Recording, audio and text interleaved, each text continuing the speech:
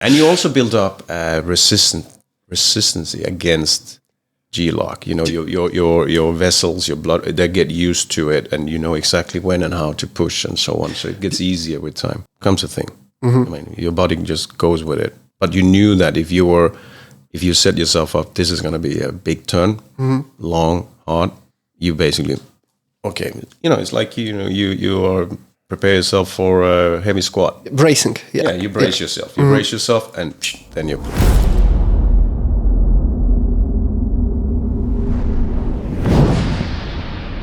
Hello and welcome. Today I'm here with Mike. We met a couple of years ago when he was a client of mine, and he is. How old are you, Mike? I'm 55. 55 and insanely strong, insanely fit, and always on the right track, or at least that's my perception. We always stayed in a touch, kind of through social media, or messages there and there. And Mike has very interesting backstory. He used to be a military pilot, special forces guy, and then he went to a civil aviation. And are you your instructor, right? You could say that I am, but I'm not on it for the last couple of years. But yes, I'm getting back into it. Oh, all right. Yeah. So you were, and now you're getting back into basically teaching other pilots how to fly the big planes. The big ones, yeah. The biggest ones, basically, right? Yeah, well, it's a 777, but not the Airbus, but still. Okay, it's the 777, yeah? Cool, Mike. Give us some background on how you got into sport, fitness, and what actually led you to being a pilot, and especially special forces. Yeah. All right. So in those days I'm brought up in Sweden, and after school, and when you're 18 years old, in those days it was compulsory to join the military, to do the service, and that became you do your test. And I was giving some in light infantry, army kind of stuff. And I remember I was reading up on it. I was like, in the Second World War, average survival time, 72 seconds. And I thought, no, I don't want to be that. So one of my father's friends he's been in the Swedish Special Forces, in the paratroopers. And I thought that I would like to do. So I asked the guy sitting on the other side of the table and said, listen, I want to be in the Special Forces. I want to apply. Okay, he said, well, you're too short, you're too flat-footed. That's not going to work. I said, well, at least I can apply, right? Yeah, sure, you can apply, but don't make your hopes too high. No problem. You reminded me that this was actually in, I bet you know, Band of Brothers. Yeah. The TV show, right? The TV series, and there was this guy who, when he was asked why he's joining the paratroopers there, and he's like, well, if I'm going to fight into a war, I better be surrounded with the best of the best, right? Exactly. So that reminded me your 72 seconds. Yeah. So I applied. I got to come and do the test, and then I came in, and then I was practicing at home. I remember I used my dad's old rucksack, filled it up with grain that he used to give to the animals, to fill up grain to learn how to walk with a rucksack, or a backpack, as you call it. Right? So we got the boots out in front so we can walk them in, fill them with water, put your feet in, and then walk until you got blisters, and then take it home. Do you remember what were the physical requirements? Because you said it like, okay, well, I came in and I did it. Well, yeah, well, the physical requirements, I can't, honestly, it's a while back now, right? But it was shitloads of pull-ups, push-ups, sit-ups, swimming, staying on the water, and it was all done in one day. And it was like tests you were measured in, like no, you had to reach a certain number and more. Right. If you didn't reach the number, you wouldn't pass. Okay. So you just have to smash it, and then after that was a psych evaluation with a person that was asking you questions. Can't remember what that person asked either, but I remember the tests were strenuous because you have to do it all in one day. So by the end of it, you were pretty tired. Yeah, for sure. Yeah. So that was just the basic evaluation. Based on that, you were accepted. Yeah, on that, then you were then accepted, and then you went to the other place, and then you got your boots, they sent home, and see you in 3 months. That's when I started. Okay, so I had 3 months to practice, or basically get used to the rucksack, backpack, get used to the boots. At that point, did they give you any kind of program to follow, or they just told you like, okay, you better walk with the rucksack? I know. I can't remember if they gave me anything, but it was just basically, they said you should use this time to get used to walk. Yeah, it's not a holiday. Yeah, and walk, because that is what you're going to do a lot, and teach your feet to be in a boot and enjoy the blisters, because you're going to get a lot of those, and you need to know how to deal with it. So, and I always been like that. I always like challenges. So if they said you should at least be able to walk 10 kilometers, then I walked 11 because I did a little bit more. And it always worked out for me. And then, yeah. And then you started? Then we started. And it was a 9-month initially. That became 3 years because I stayed longer and became responsible for a group, like a group leader. And that 9 months, that was training, or that was already service? The first 6 months, I will say, the first 3 months was a living hell. Yeah, that's like a real boot camp. You were in the quarters with bunk beds, 8 guys, the group you were in, and then the day started whenever they felt that now it's time to get up. So it started very, modest in a way, learn how to make your bed, learn how to fix your cupboards, iron your uniforms, keep it clean, polishing your shoes. And that was that over and over again. And the drill sergeants, they came in and they didn't like what they saw on the bed, so they ripped it up, do it again. They didn't like what they saw in the cupboard, so they tipped it over so everything fell out. So classic military bully. Yeah, exactly. And then it was physical exercise in the morning. So we were always woken up at 5 o'clock. And then we had to be ready within 10 minutes. The bed should be made. And then we were out running. And in the boots. In the boots. Always the boots. Yeah. And we was always running as a group. And we always made sure that it obviously was an individual kind of test, because you knew that if you don't pass, then you're gone. But also as a group, you also have to make sure that you made every effort to get everyone in your group with you. Yeah, so building the team without failing yourself. So you couldn't be too selfish. You also have to make sure that your buddies came along. You didn't get points for being the first one, and then the rest of the guys just come too far behind, because that was no good either. Yeah. Yeah. And this was leading towards being what? This was then the first 3 months ended up in, we were 124 when we started, I think it was, 125.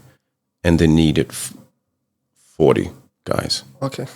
So they needed to weed out 80. So we were then put in after these 3 months, and during those 3 months, there was a lot of, people, they injured themselves.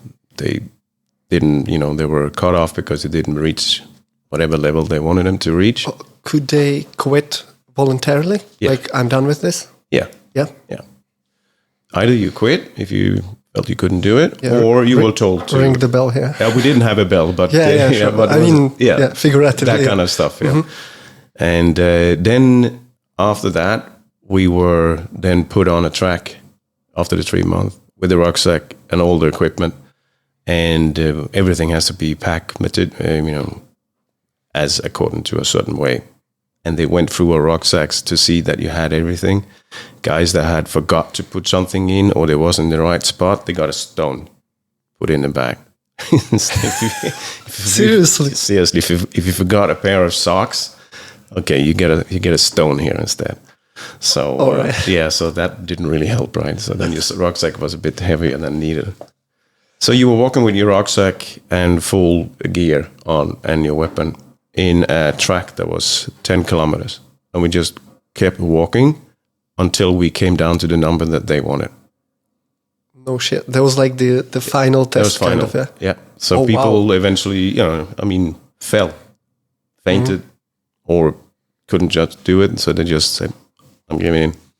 And then when they had the number, then we went off the track and went into the forest and stayed out for 24 hours and came back in the morning. Okay. And that's like, congratulations, now we start. All right. I was like, what? Now? I thought yeah, I'm busting my ass here. 3 months. 3 months. And now it's the start. Yeah. But after that, then now you start learning, learn to shoot. So you were not shooting to that point? No. Oh, well, okay. Well, I mean, it's a motivation, right? Because many people go there for the marksmanship. And but that came afterwards. First, you need to pass. That was your reward. That was the reward, yeah. Do you enjoy shooting? Do you like shooting? Indeed. Do you shoot in Dubai? No. It's I've been at the Sharjah. So expensive. Yeah, I've been at the Sharjah shooting range and done some stuff there. But I mean, like the prices are ridiculous. I mean, I understand it because it's just hard to even operate business like that here, but it's ridiculous. Yeah, like I do it sometimes when I'm on layovers in the States, Texas. Go down to the shooting range and shoot these big ass guns or rifles in the shooting range. That's kind of fun, and it's so easy. So easy. It's easy to get access to those shooting range. You bring your passport in, and then which one do you want to go? I'll go for that one. Okay. This grenade launcher. Yeah, almost. All right. So after that, and this was still part of your compulsory military service as a young man. Yeah. You just wanted to go a little bit different direction, right? Yes. But you were not still assigned as a full-time member of army. No. So the rest of the time, up to the 9-12 month, there was, as I said, that's when we learned to shoot. We learned to jump parachute, because that was a big deal. That was the way we were meant to deploy. You jump in with a parachute. So we spent a lot of time with the practice parachuting, jumping, landing. How does this become like what is the progression there? Like you first do some dry drills because I jumping parachute. Yeah. You learn to land. Okay. Yeah. So you were in a barn, and then you learn to land and roll. Mm-hmm. Basically, you land on your heels, and then you roll over on your knees, and then boom. Mm-hmm. And because boom. and then in the beginning you just stand straight up, and then after a while you're like in a swing. So they swing you. Mm-hmm.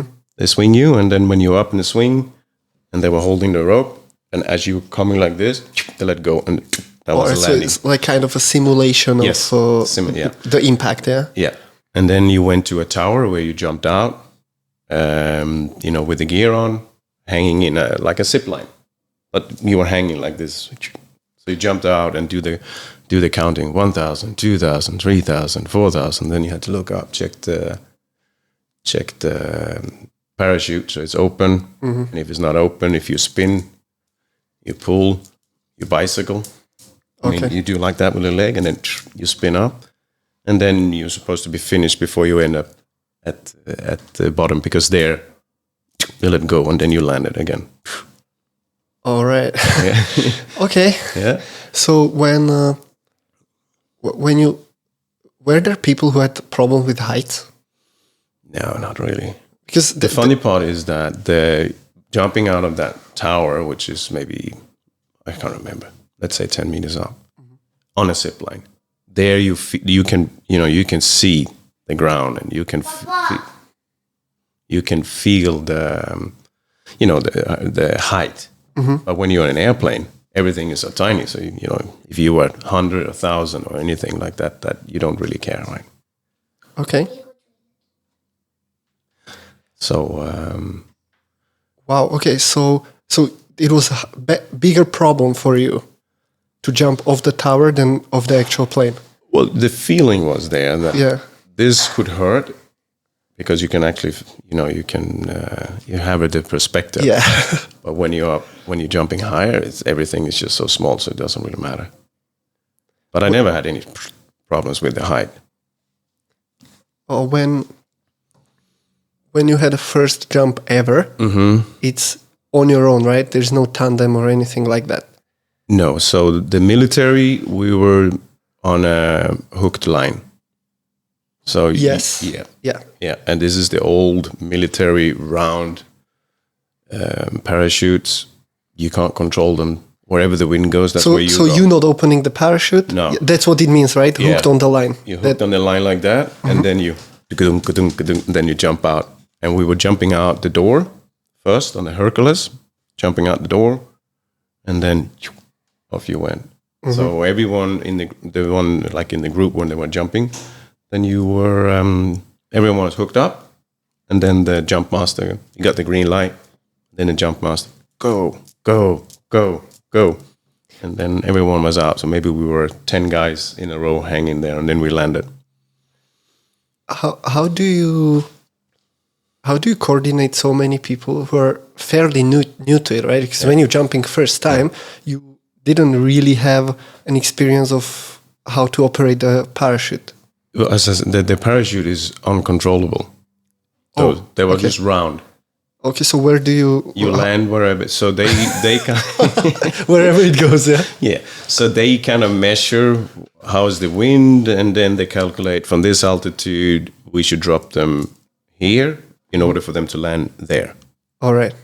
With the wind, right? Because you fall at a certain speed. Basically, it's actually like you land as if you were jumping out of a car in about 40 kilometers an hour. That's how fast you hit the ground. Well, that was my next question, because I've heard it a couple of times from other people, the impact of the landing. Yeah. First of all, as you said, you probably need to get the technique right to at least minimize the impact. Were there many injuries? Yeah, it was a few busted ankles, obviously. And that was the thing that, you had the boots. I remember you need to you landed on your heels with a slight bended knee already. And that impact, that was basically just like a chair, Yeah, it folds you. It folds you down, and then you land. But it's amazing enough that it's when the ground comes, it goes so fast. You go like, okay, let me just boom out. All right. Yeah. No much time for thinking. Yeah. No. Yeah. Well, in 40 kilometers per hour, as you're saying. Yeah, it doesn't sound much. I mean, when you drive 40 kilometers an hour, that's like, this is slow, right? But open the door and then let's get out. Yeah, then you throw something out. Not trash. When I was once on auto saloon, and there was a simulator of a car crash. Yeah. And you had a different speed. It was basically, it looked like a leg press. Like it was on the this like cabin on the rails, and it mechanically pulled you up and then free fall, and depends on how high they pulled it. It was simulating different speeds. And I tried what it feels like to have a car crash at 30 kilometers. And I was bruised for a couple of days from the seatbelt. Of course, you get the seatbelt, right? That's what they are demonstrating there. You're not just falling off the thing. And that's not nice. So, I mean, I have a kind of idea of, like I don't think 40 kilometers per hour is slow. No, it's not. But that's how it was with this round parachute. So just jumped out the door. That was the first ones, and then once we got used to jump out the door, then we jumped out from the ramp. They opened the ramp, and then you jumped out there. Same philosophy, because I mean the door was from the old days, the DC3 areas and so on, that they didn't have ramps, and jumping off the ramp is easy peasy. It's sweet. Yeah, it's easier. Yeah, you just walk off. You just walk off the airplane. You make it seem like so easy, but many people, when you think it's like, I just walk off of the plane. No, but that's what you do. I mean, but the thing is that when you jump through the door, you need to have a bit of you need to be like a spring, because you need to get away from the airplane. Okay, push off. Yeah, basically push off jump out the door, right? Because there was in the beginning, obviously, a bit hesitation among some of the guys. And I remember one guy, I can't remember his name though, but we could hear him bouncing on the airplane back, because he came to the door and the jump master slapped him on his back. That means now you pew, like a spring. And he was more like pouring water out of the door. He was like, oh. Oh, he just let himself go. He just let himself go out without the spring, without like that no thing. Oh. So you could hear him, gong, gong, gong. Oh, he hit the airplane. Was he okay then? Yeah. You got helmet and so on, but he was like, and everyone was like, what are you doing? And I said, man, I lost it. Right there and then when he hit my back, I kind of just collapsed out of the door. I forgot to jump and so on. But he was okay. He was okay. Cool.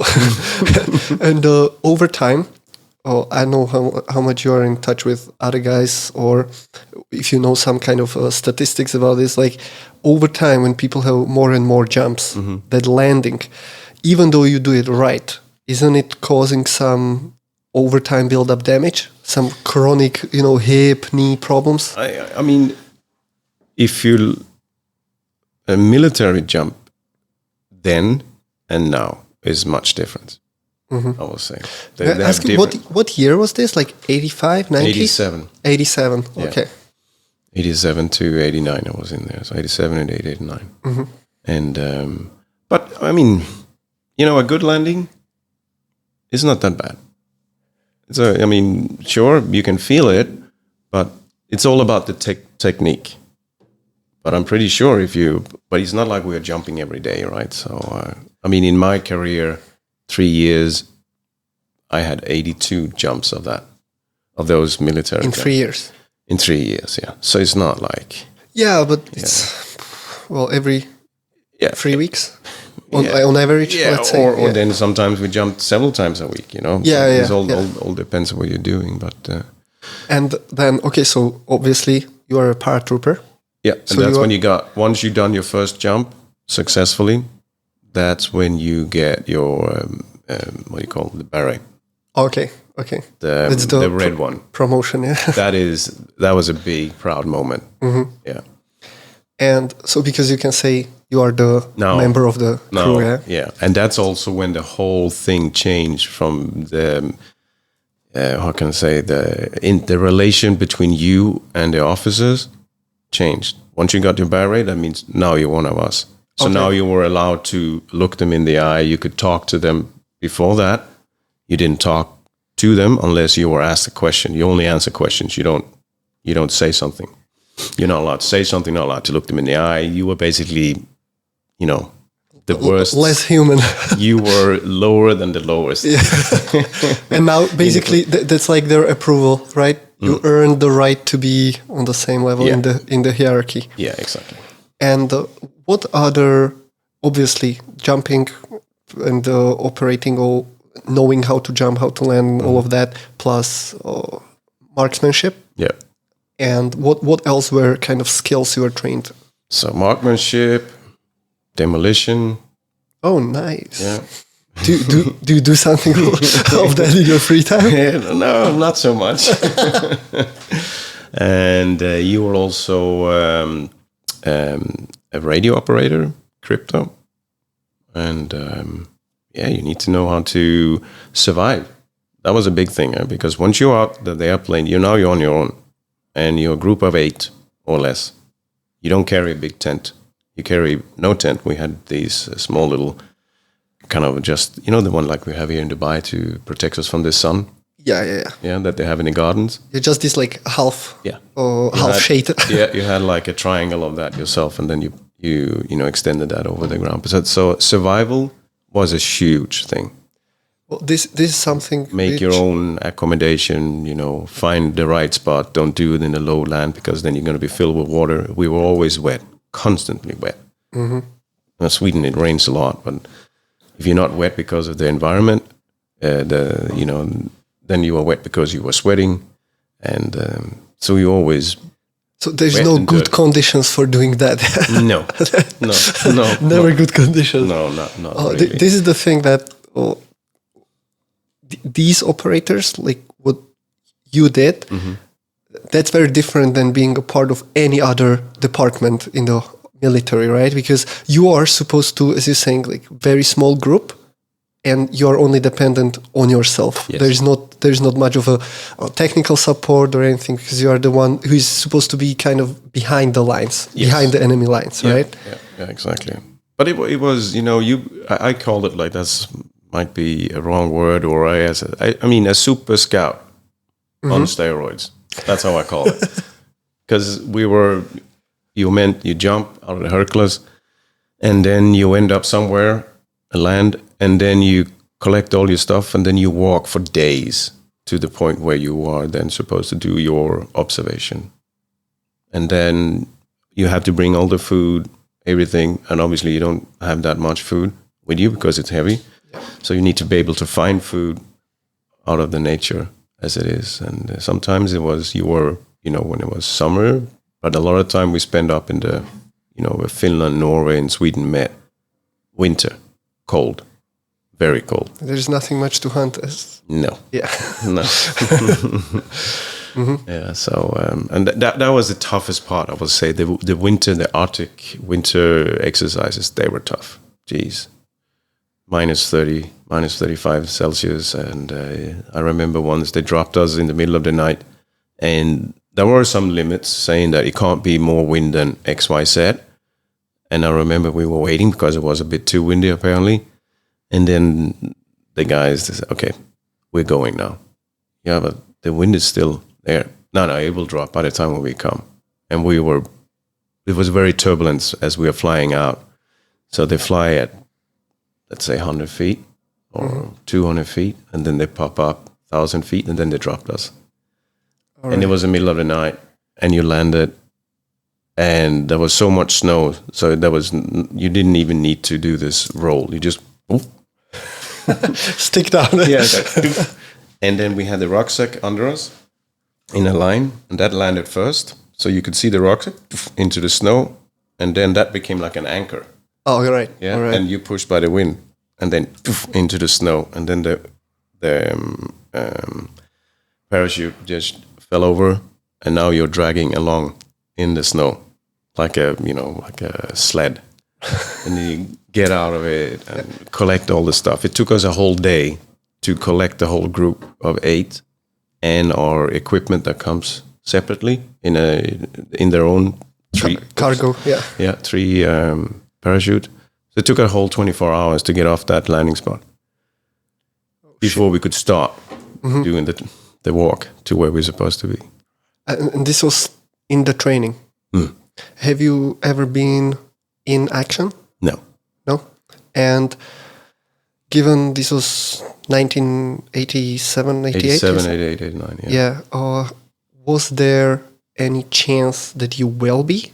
Sweden was then neutral.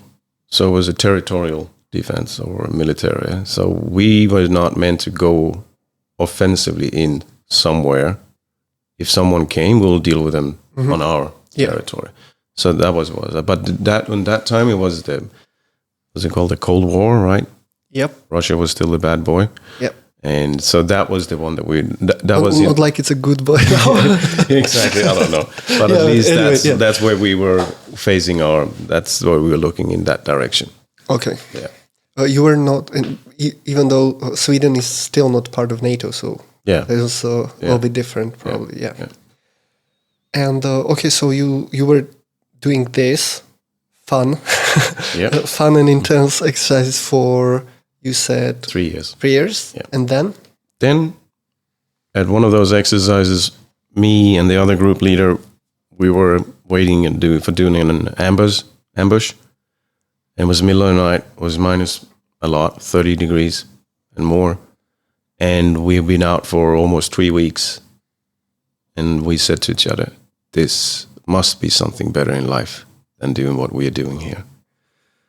So, and then we start playing with them, and that what about those guys that was dropping us with the parachute? I mean, the pilot, that could be something, because I mean they're dropping us and then they fly back home, and probably cozy, warm, and having a cup of coffee. And we said, yeah, but no one is going to, you can't go from the Special Forces to the Air Force because it's a different mindset, different, parameters for how you mentally are put together, I believe. Yeah, but we got the grades from the school, so at least we should get a shot at it. Mm-hmm. And it was actually 2 years after the first Top Gun movie, yeah? For 2 years after? The first Top Gun movie. Okay. Yeah. So I remember, we remember. You remember? It's 85, right? Yeah. Or 86. 86 was the first Top Gun movie, yeah. So you see, the circle's closed now. Yeah. So we said, yeah, we will apply. And we will most likely, get called to the test. And that was in Stockholm. That means now that will give us at least a weekend off, extra long weekend off, if we get to come for the test. So yeah, let's do that. And then none of us really thought that we will pass because, as I said, the different mindset, different mentality. And a lot of people say, you're never going to make it because, where we were based with the paratroopers, there was also a squadron of fighter jets in the same place. So we could see when these guys took off, roaring off, and like, wow, they're like Superman. They're really clever, really smart. Yeah. But okay, we never going to be, we are paratroopers, so we do that with Special Forces. We don't need that. But me and my buddy, we went to Stockholm, did the test. I got in, he didn't, unfortunately. And then we partied in the evening to celebrate that I came in and partied the fact that we got a weekend off. And then okay. You had the result immediately? No. All right. I mean, you knew that you passed that much that you will be part of the selection depending how many pilots they needed. They told you that you fulfill all the requirements. Okay. Yeah. And that was in the first test is all like, it's all brainy stuff. Doing a lot of things at the same time. Card, select, dealing the cards, put all the clubs, aces, hearts. There is a clock ticking, tick-tock, tick-tock, tick-tock. And so then you need to keep track of the time, do this at the same time. He asks you a question, what color is this, and how old are you, and you need to answer and do all that stuff. And then the psych evaluation is huge. And psych, you can't do much. I mean, you are who you are, right? Yeah. It's hard. You can't prepare you that much for the psych. But as I said, I must have said the right thing. Yeah, probably. Yeah. All right. So you got selected. Then I got selected, and then you do the medical. You were like 21 now? 22? I'm at 21. 21. Going 22. So that was an age limit, and 22 was the maximum age. No shit, Yeah, really? just to start. That's like, oh wow, okay. Yeah. So because I had colleagues they were just 19 when they started. So but I was just making it then. And the medical exam was also a full. You can't have anything. Your hearing, your vision, everything has to be like tip top. Tip top. Like they are also physically the best of the best, right? Yeah, maybe not strength wise, but your health has to be 100%. Even your teeth. They check if you have wisdom tooth and so on. You can have bubbles in your teeth, and the fillings need to be, because you can't have that if you have a loose the cabin pressure up there, because then your teeth will explode, and that pain, you don't fly that well with that. Yeah, I would assume. I want to definitely ask about these exercises you do to kind of compress, decompress, whatever we call it, once you in certain G you mean for forces, the G force, M1, L1? No, I mean just generally. Are you what kind of prep you did? Okay. Once you go back to your story, I'll ask it. Yeah. When the timeline will come there. Yeah. So you pass the exam. Passed the exam. Get the medicals right. Medical pass. And then I think that was in February. And then I was still in the army, right? So, and then I had the summer, and I was a drill sergeant in the northern part of Sweden in the army there for 2 months. And then I joined in September in the Air Force. And cool. And from there in the Air Force, it's a long story, but you basically start the same thing there's a lot of, you need to read about the airplane and theory and understand bits and pieces, how it's put together, and aerodynamic. So it's like a university, right? Yeah, you can say, kind of, and why does the airplane fly and how does it work? And basically, it's magic, as they say. I think so as well, because many times when I fly, I'm just like, I am in this, I don't know how many hundreds of tons of metal thing, 10,000 meters above the ground, and he's just going 800 kilometers, right? I'm plus minus, and like how? For me, it's like you just walk an aisle in the plane. It's like you just walking in the fucking air, so high up. Yeah. No, so they tell you it's a magic as well, yeah? Yeah, it's magic. No, but obviously, it's that's how it works with pressure. Calculated magic. Calculated magic. Yeah, but as Easy said, you got two wings, you got an engine, then you can fly. Then you just need to control it left, right, and center, up and down. That's the easy version of how to fly. That's a very good version. Yeah. Everybody can understand this. Yeah, exactly. Okay, so they teach you a lot of theory, so you understand how the plane works. You need to know how all the system works and how they're put together, and then you need to know what to do if something fails. Because then there are certain procedures and checklists that need to be done. And then you start flying with your instructor. I flew it's called Saab 105, so you sit side by side. So you're sitting in the left seat, and your instructor's in the right. Like a flying car, basically. Yeah.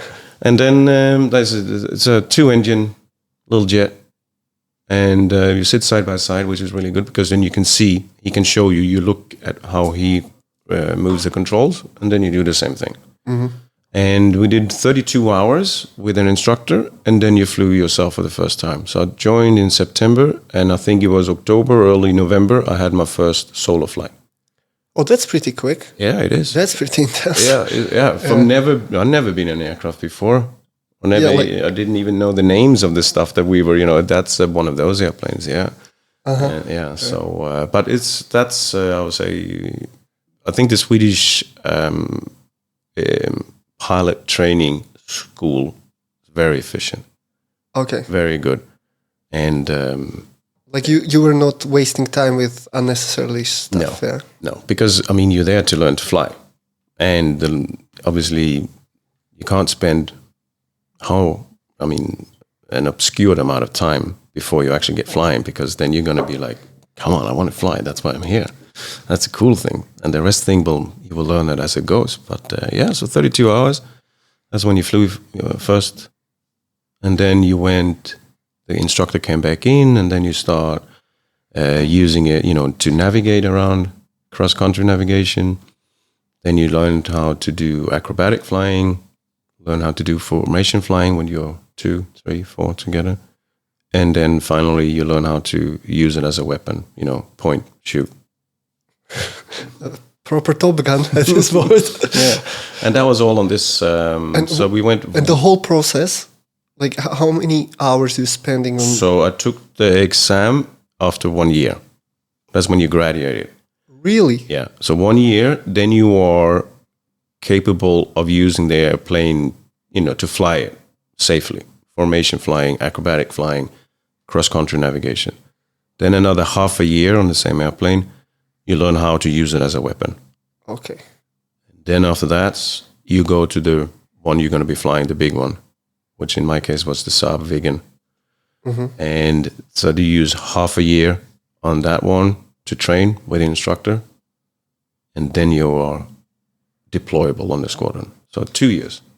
2 years, but you are kind of very specifically trained in a certain direction, right? So after, my idea was that, till they will first even let you in the plane, it will take a couple of months. And you're saying it was basically from the beginning, right? Yeah. And then I would assume that it will take way longer, but as you're saying, probably very efficient system. Is it comparable to, I don't know if other countries are doing it? Is it comparable? No. Same way? It is. It is. And I know it might sound like, oh, that's very quick, that's impossible. But it just proved that flying is not that difficult. Yeah, sure. Okay. Yeah, I mean, you being a pilot for over 25 years now, of course, it's not difficult. It's very, I mean, it seems a lot. It seems very quick transition from basically, as you said, like you didn't even know how to name the plane properly to flying it and eventually using it for a very specific missions and flying synchro with other guys and all that. Like, it seems a lot, but I mean, if it's the only thing you do and you practice it all the time, then of course, they probably have a great ways of teaching it, obviously. No, I remember when I had my first solo flight, and we could go home to our family, to our parents, over the weekend, and my dad still didn't want to let me lend me his old Volvo. I said, "What? Why can't I borrow your car? The Swedish government is giving me an airplane that costs millions and millions to fly around with." I said, "Yeah, that's what they do, but this is my car. You're not having that one." Well, your dad apparently had higher standards than the government. Yeah, that was something. Yeah, oh, that was so funny. Yeah, that's something. Yeah. When you go through all these flying, you are going against a couple of G's, right? Like the gravitational force. Yeah. What are the exercises, or how you deal with it is very interesting for me. So squats. You train. You go to the gym, and we did squats. So a good set of muscles in your leg, and hardcore. That's why you're so fucking strong on this. So basically, you're squatting it because that's how you stop.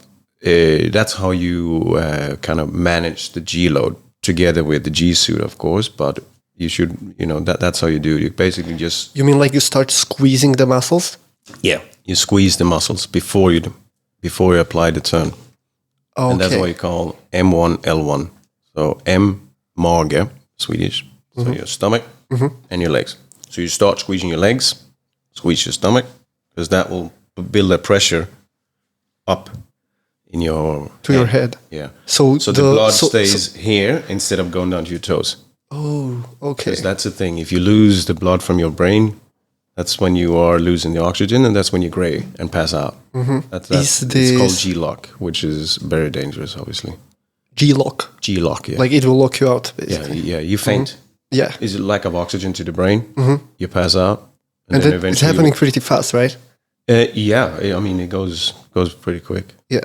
Because, I mean, when I compare it, for example, to like choking, right? In, let's say, some grappling or BJJ, right? Like you go slow. Yeah. You go out slow, but this is like... This goes, you can G-lock in a couple of seconds if you're unlucky. Because it starts gradually, you lose your color vision, it goes gray, and then you go tunnel vision, and then it's black, and then you're gone. Okay, so gray, narrow, out. Yeah. Wow. Did it happen to you? A couple of times, not fully, and that was the thing. You need to know that, oh shit, I missed out here, and then you need to let go of the G-force, which is like you release the pressure and you can't do the turn as sharp as you want it. All right. And then it comes back. So this is happening, you need to do this in turns, or it's also when you accelerate very quickly? No, turns. Only in the turns? Yeah. So do this, turns. Every time the aircraft is changing the direction. Okay. That's more or less. So when you're flying with like an airliner, the maximum we do is 30 degrees bank. And I don't know if you felt like you were a little bit heavier in the seat. Yeah, sure. Yeah. So the G, everyone, as we're sitting here, we got 1 G. And then 30 degrees bank is about 1.2. So 0.2 Gs. What is the highest you could go in the jets you were flying? 7. What?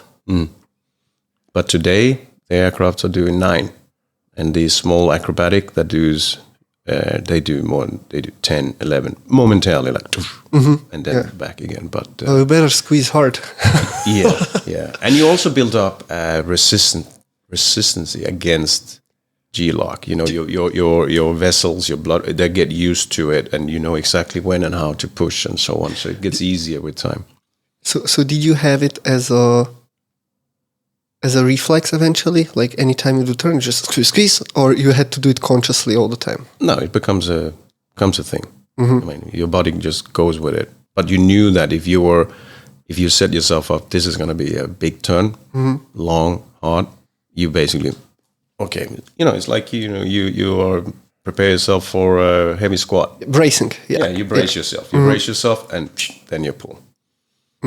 So when you were doing these squats, like you were kind of told by whoever, instructors, leaders there, that you should do squats. You were doing some holds in the position, was it specifically targeted to build up this skill, or was it just do squats? Just do squats. Okay, so you get the powerful contraction when you need it. yeah, basically. Wow, all right. Yeah. You know, when you were talking about your dad, the Volvo, and how fast they let you go into it. You said when you were first time flying on your own, let's say, have you been feeling like, oh shit, I'm not ready for this? Or you were like, okay, like I got this. Like, were you even nervous?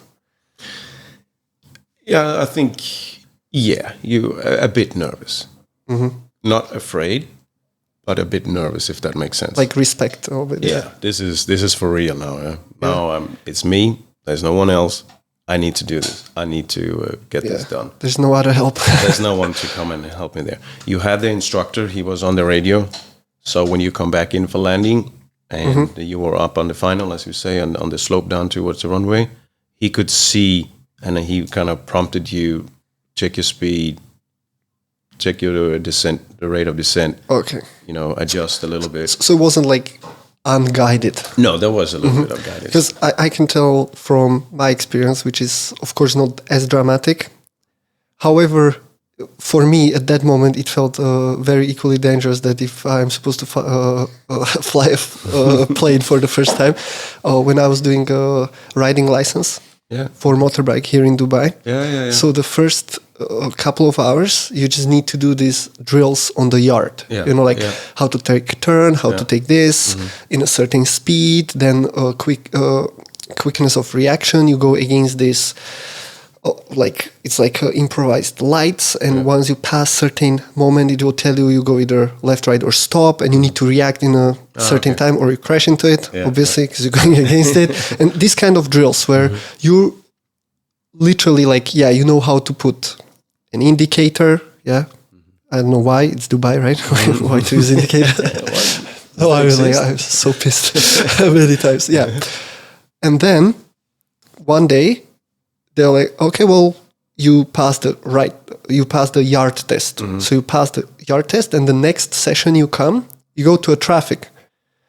But I mean, they took it just like very casually. You don't have, I know, like in Slovakia, for example, you have a guy on a very special motorbike adapted, and he's sitting behind you. You're riding the bike, but he has the clutch, he has the brake, and and he's operating it with you when you're learning. Here, you just get the headphones. The guy is connected with you, and he's telling you where we go, what to do. He's going with you.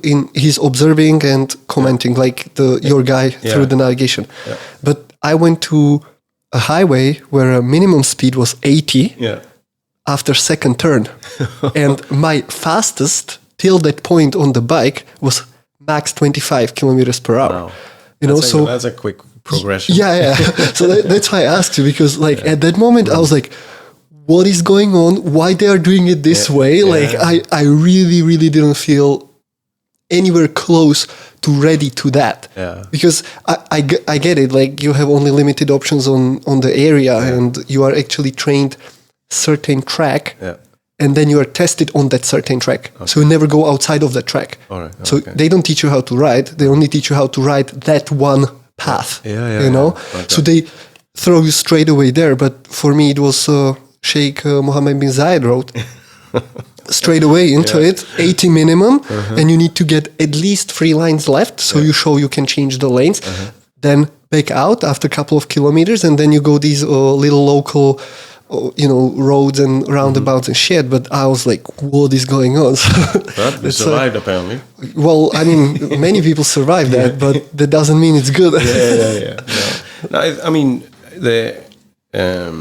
I think all the air forces are the same, and a lot of training with, for the aircraft, at least the pilot, it's steps. You go step by step. You take one step, and then you stay on that step until you are confident. And then you go to the next step. And then once you take a step higher, you're not so good at it, but then you stay at that level until you are confident. And then it goes to the next step. And then sometimes something happens, and you go backwards a couple of steps to the basic or whatever it is that didn't go well there. Okay, go a couple of steps back, and then you work your way up again. And who is in charge of evaluating if you're ready? Is it you or the instructor? Instructor. Only him, yeah? Yeah. He knows, and he can see how you're doing it. He reads you or hear you and so on, and then he's ready to go. Because there's just one analogy came to my mind from Chinese weightlifters. They have this Olympic weightlifting program, obviously, like the best of the best. They have this, they can test their PR, or they basically progress in a training only if they feel good and coach approves. Okay. Like there needs to be a consensus of are we doing this from both sides? Okay. If coach will say not today, they're not doing it. If the coach will say you can, but athlete is not feeling it, it's not happening. Okay. Yeah. It sounds similar, I think. I mean, our instructor was the one that said, you're ready to go. But obviously, if you didn't feel for it, you could raise your concern, and then if you have a chat about it. But no, I mean, if he says I'm ready, I'm ready. Yeah. So let's say he was holding you up to very high standard anyway, right? Yeah, but I mean, they also knew they knew what we needed to do. I mean, they've been instructed for years and years, so they knew when you as a new pilot are ready to do what needs to be done. Yeah, they wouldn't let you go by yourself if they didn't feel comfortable about this is going to go well. Cool. Okay, so you're there. So I'm there. You're there. You can fight. Fly the big ones, the vegan, that was a big step as well. That was now when you're flying the trainer, the school, it's it's a small, doesn't go that fast. And then you get on the big one with afterburner and G's and shooting guns and cannons and bombs and flying low. It was fun. It was super fun. How do you, when you're saying it was fun, when you were a kid, you were ever dreaming about doing something like that? No, that is the thing. I never been like thinking, I want to be a pilot.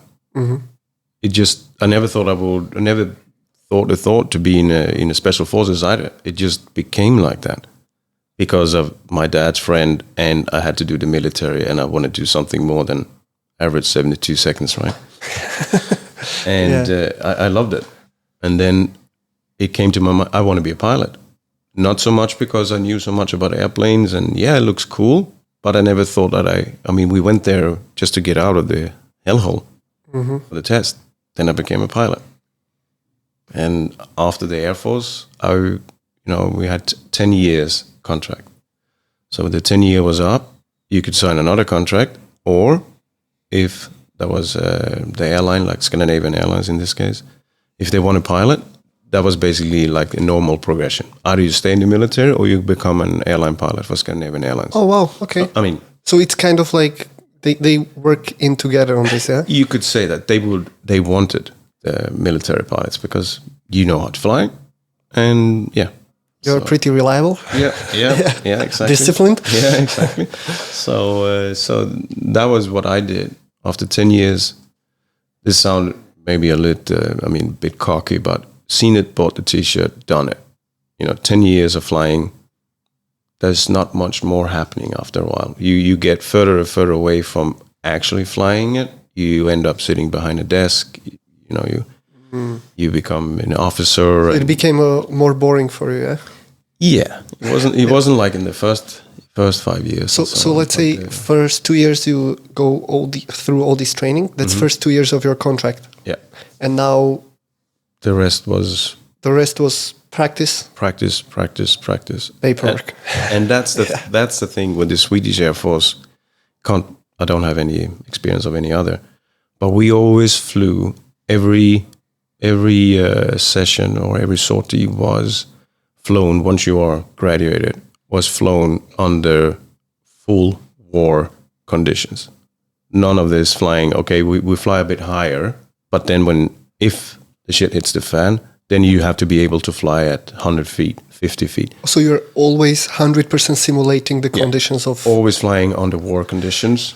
So whenever something happens, because that's the philosophy in the Swedish Air Force, if you train and fly like you will do in war, when it happens, God forbid, then you know how to do it.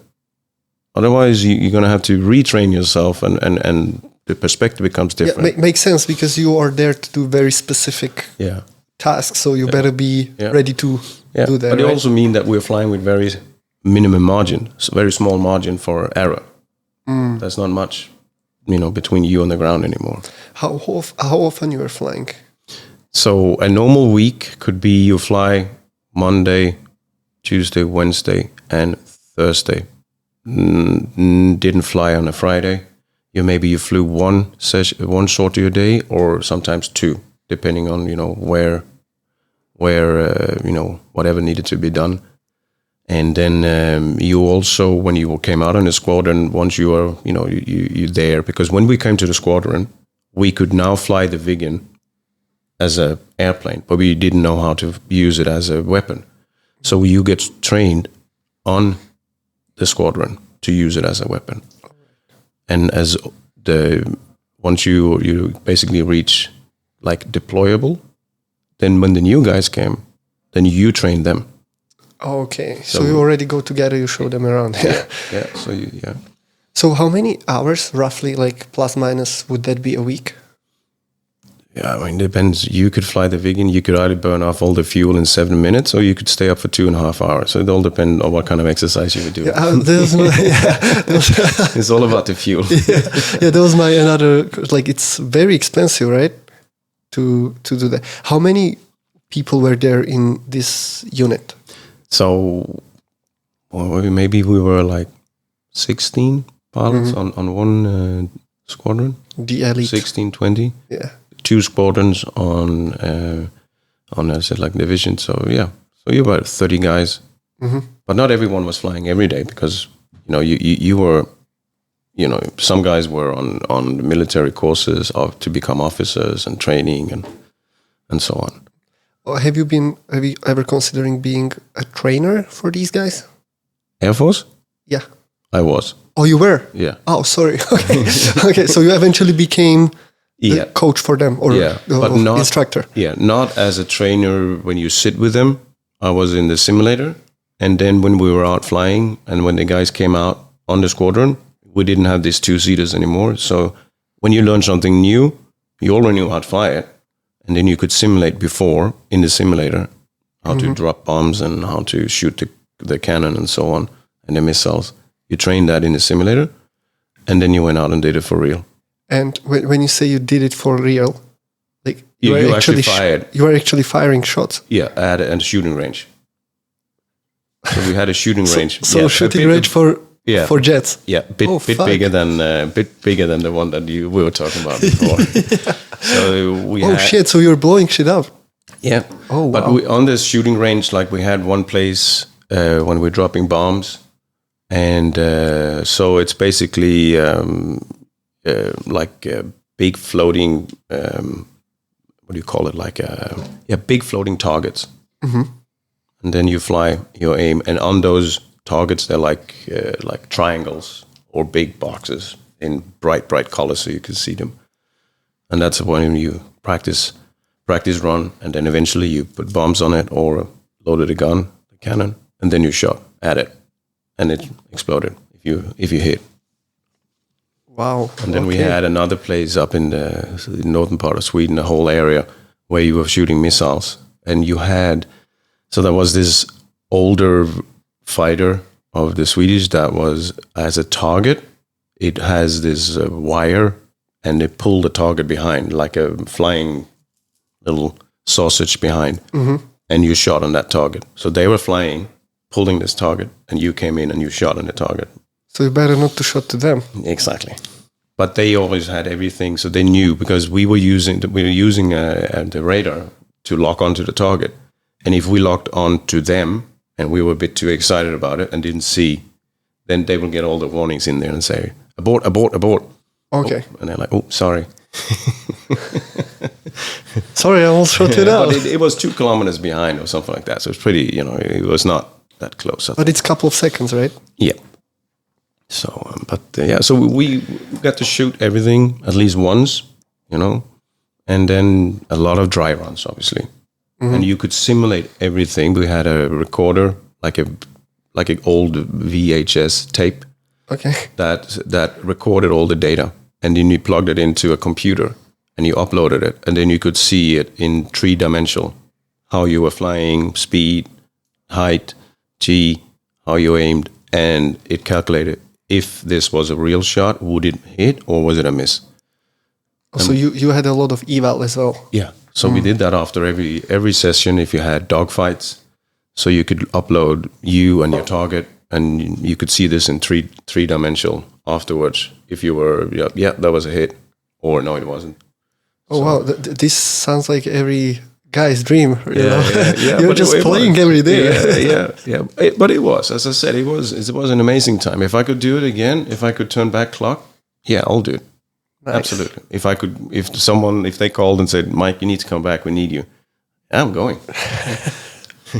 Not for what we are. I mean, don't take me wrong. We had a couple of situations whereas you felt like, if this was for real, it means that someone is actually, you're there to kill someone or destroy something. And when you are destroying something, that's like, that's okay, right? It's arbitrary. Yeah, and as a fighter pilot versus in the special forces, you're face to face with your enemy. You can see him, that. I mean, as a fighter pilot, you don't see what you destroy. You just see the big boom. There is this, and then you just go home and land, and that's it. But when you actually thought of what you would be doing, and when you had dogfights, you were like, it's like a dog. It's called dogfight for a reason. When dogs are fighting, it's so intense. You're so in it. One is going down. Yeah. It's either you or me, and it's not going to be me. So guess what? So that so that then you're so in it, and but if you sat down and thought about it, I mean, I don't have anything against that other guy. He's a soldier. He's a pilot, fighter pilot. He's doing his job, same as I'm doing. He's the same. He's a pilot. Think the same, say the same shit, laugh at the same jokes. But I wouldn't have anything personally against him. Yeah. So, and that was a sobering thought, eventually, I think. This is always in theory of war and human evolution. As you said, it's very different with the knives. It's very different with a gun, and it's very different when you press a button and it blows up a couple of 1,000 kilometers away, right? Yeah. And this was always where, because of, even in tribal wars, like dealing with taking somebody else's lives was always the toughest part. Yeah. To deal with the consequences. So you always got people trying to invent better ways. First it was, okay, so I don't punch him, I throw a stone, and then I throw a whatever, I have a bow and arrow, so I am prolonged, and it's always the whole evolution of weapons is just prolonging the distance you are firing from, right? For this exact reason. But at the end, you know what you're doing, right? At the end, someone is going to die. Yeah, most likely. So, and after 10 years, then after 10 years, I stopped the Air Force, joined Scandinavian Airlines, trained to fly the airliner, and MD-80 is called, McDonnell Douglas, like a long tube with 2 engines in the back. And that was pretty quick, right? That was, that's, Just like, oh, okay. Yeah. Okay, I do it. No, again, it's the same. It's the same principle, same philosophy. You need to learn the systems. You need to learn the checklist and the procedures and so on.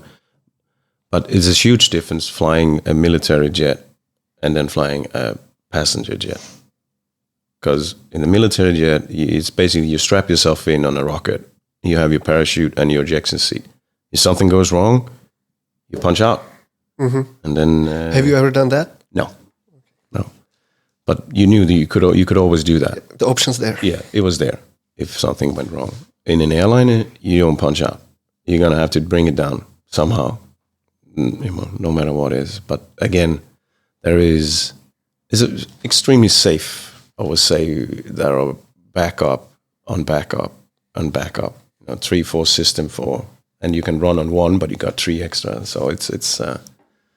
But I did that. Well, it's the safest transport statistically. Yeah, statistically it's there, but when it goes bad, it's bad, right? Because there's a lot of people go in one go, and that's why people are kind of afraid of. I was listening to one episode of this series about criminals, and this was, or let's say, not necessarily criminals, but it's like criminal cases, right? And it was about this guy from Germany. Probably will know Andreas Lipnick. The one who actually purposefully crashed the plane. Yeah. They're saying that interesting thought that caught my attention, that like it's the safest, but if something goes wrong, you don't survive. That's the thing. Like car crash, you have a chance. Yeah, exactly. Statistically, when it's an airplane crash.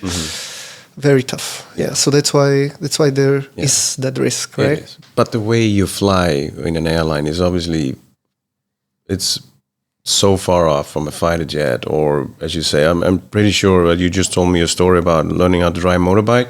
That's more dangerous than sitting in an airliner. Well, I felt like that. Yeah, no, for sure. I know what you mean. Yeah. Yeah, because everything is so regulated. You got procedures and policies, everything to which make it as safe as possible at all time. Unfortunately, also in the airline, it has happened and will probably happen again that something goes wrong. And the way it's done is that you use those bad accidents, experiences to make a better, safer system. You develop new systems that will assist us as pilot to do a better, safer job. But the cost of that is obviously that someone, unfortunately, probably died, and then you make a new procedures or you come up with a better system so that never happens again. I mean, I don't know if you've seen these aircraft investigation that goes on Discovery Channel or National Geographic sometimes. Maybe I've seen like a couple, but I'm not following it. No, I mean, it is maybe... I mean, for us as pilots, I think it's sobering to see other colleagues ending up in a situation either by their own fault or a system, and then you can compare it to what would I have done. Obviously, seeing it's very easy to be clever in hindsight, right? You're definitely looking at it very differently than the general public watching it, right? Yes. Because you can really know what are the options. Exactly. And that's the price that. You learn from others' mistake, and then you make a better procedures and better policies and better system. So it's getting safer and safer. If we would go back into also, it's all interconnected with that Andreas, the guy who he wasn't mentally stable. He had some problems. He covered it from his employer, and then he basically decided that. Game over and crashed the plane. To I believe it was like on the Alps. He just lowered the and descended straight into the ground. Yeah. When we think about, okay, well, obviously you're going through some checks, medical checks, also mental, extensive, also physical, right? Extensive. Is everybody? I mean, I know the answer, but is is anybody anywhere close to being as fit as you are there? Because I mean, I would trust you any day because I know that, you enjoy what you do, but you also enjoy your life. Yeah. You feel good about it. You are not battling with any serious mental issues. You always can zone out and push any stress out in the gym. And I believe, of course, because that's what I do, right? that physical part is helping the mental part tremendously. Yeah. So I know a couple of pilots from the gyms around, like you meet people there and there. And I know that many of them are training, but how common that is? We have to pass a medical exam every year as a pilot. And okay, if I'm on the scale, the maximum is up here, I'm up in that area. There's obviously some guys that is down here, but they still pass. You don't have to do what I'm doing in order to pass. I know, but it would be good if everybody does. Yeah, but but the medical exam will reveal if you are not fit to fly, and then obviously the mental part is on you. And there are obviously, if someone has, I mean, it's not like a pilot is like a Superman and never have domestic issues or family tragedies and things like that. Like anybody else. Like everybody else. And that is a big responsibility as you as an individual, because as I said, when you are in the Air Force, you're on your own. You can't bring someone else with you down. But most likely you are not that. You don't. I mean, I was young. I didn't have any troubles. Didn't have any domestic. You're a living dream, right? Yeah, life comes later on in life. You get family, you get kids, you marry, you divorce, and and things are happening, and obviously that creates maybe a more mental thing on and strain on people, and so I think everyone is battling their own shit. We don't know that, but you as a pilot, as an individual, you have a tremendous responsibility to say that I don't go flying, and we're not talking about having a flu or stomach or something like that. Yeah. No, we're talking that if I am not fit for whatever reason, you go sick, as we call it. You declare yourself sick, and then you get help to get where you need to be. And every airline company has their own department to deal with that kind of stuff. But obviously, it's not many, but we have a pretty normal. I think everyone has their own stuff to go through. At times. Yeah.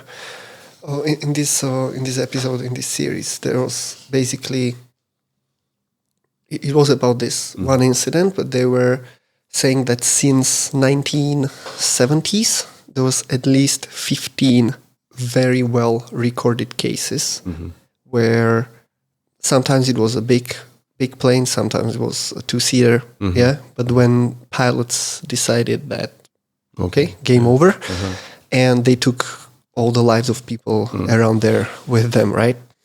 And one of the interesting things that I learned there was that statistically, the personal issues of that person, like divorce and stuff like that, were on the third place of the cause. Okay, yeah. And the first two were the inadequate evaluation of the employer, of the health of the pilot. And mental health, you mean? Mental health, mental health.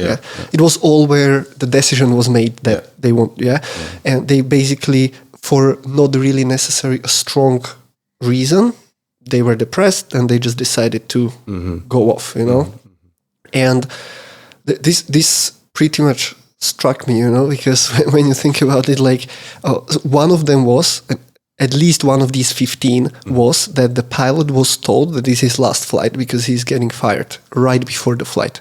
Oh, wow. Yeah. Well, okay. I mean, that's now in retrospect, I know what people were thinking that, of course you don't expect that it will happen, but I would probably time it differently, but now everybody's smart when it already happened, right? Yeah. So like that's why I'm very, very interested, because when you think about it, it's pretty gray area that you are supposed to evaluate yourself if you're fit or not, and declare yourself unfit might be a tough thing to do. It is. It probably is. And we'll just, but if you have the support of the company, then it is most likely would be easier to get around it. I mean, to actually do it. And because again, as I said, that you're responsible for a lot of people's life. And if you have issues, I mean, we also two. I know Andreas, they're also two, but he locked the other pilot out. Yeah, he locked him up. Yeah. So that was a bit of a shit. But he did that emergency thing. What was there because of, I believe, 9/11? 9/11, we got these doors that yeah, so he basically locked it as if the plane, there's something really bad going in plane, there was no way he could breach in, the other guy. No, he couldn't get in. He couldn't get in. So, When I believe that it would be very helpful if, as you said, like you have the support structure around you, right? But also in a meaning that if you declare yourself unfit, you're not getting salary, or versus, okay, you declared unfit, but you're still getting some salary. Yeah. Right? Because if that's also a motivation that somebody, let's say, he's in debt or whatever, and it starts to show he's not mentally fit to go. He has no other ways to cope with it, like whatever, training therapy, whatever it is. And he knows that if he will say he can't fly, he's not getting paid, which will only increase the problem, right? Then he's not going to declare it. Exactly, yeah. But I mean, to be honest, I think that, if you look at the amount of pilots that are around in the world and how many hours that are flown, and we're talking about 15 guys and so on. Yeah.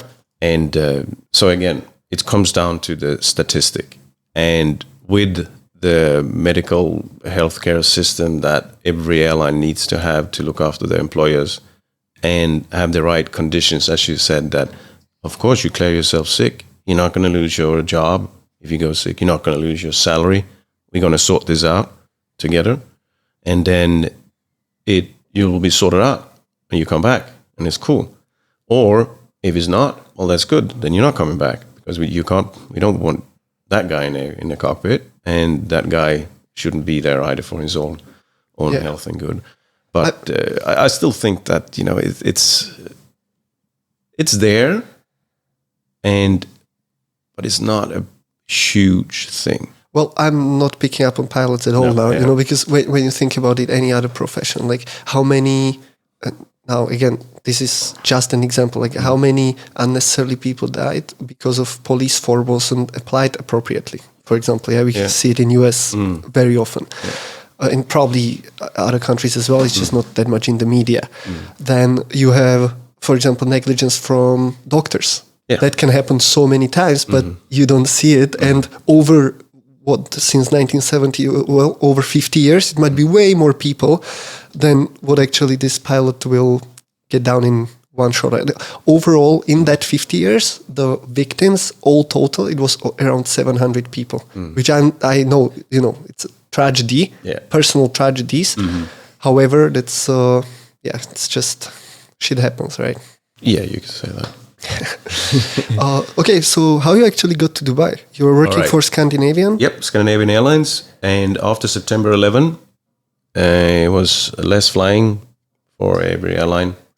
The Scandinavian Airlines needed to get rid of some pilots, but they didn't want to get rid of everyone. They want to keep us in the company, but having us, can you please go and work for someone else for a while?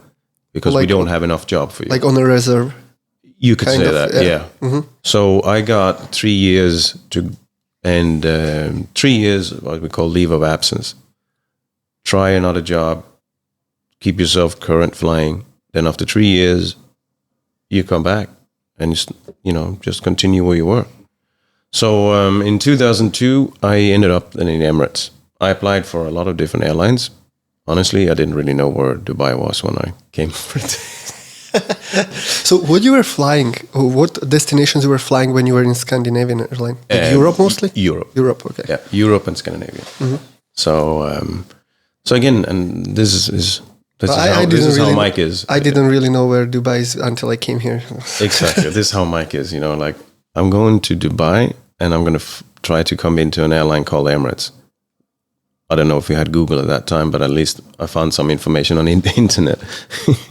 It's 20 years ago. Yeah. Oh, that was Google for sure. Was it? Yeah, but in a different way. But anyway, in a very different form, probably. Yeah. Now, so I came here and joined Emirates on the 777, and same thing again. You go through the new training simulator, flying with an instructor, and then you're released on your own with a normal captain, not a training captain, and then you build your way up, and then you change the seat from right to left. So on right, there's a co-pilot, and the captain is in the left, and there's another training in order to go from right to left, and then after that, then now you're a captain. Then you fly wherever Emirates takes you, and then I became an instructor. So we started in the simulator. Started flying with the guys on the line, the new guys on the line, and then become an examiner.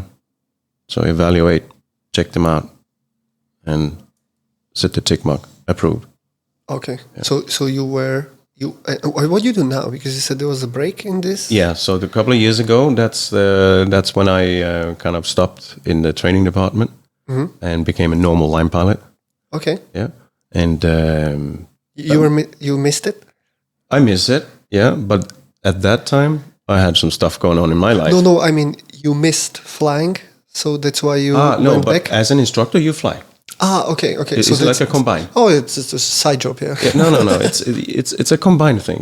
I mean, you in the simulator, and you examine, you evaluate, but you also fly normal flights on the line, but with new guys. So when a new guy comes on the line, he's still on the training for X amount of hours he needs to have before he's finished. Need to visit, Asia, US, South America, Africa, and cold weather, and so on. All that.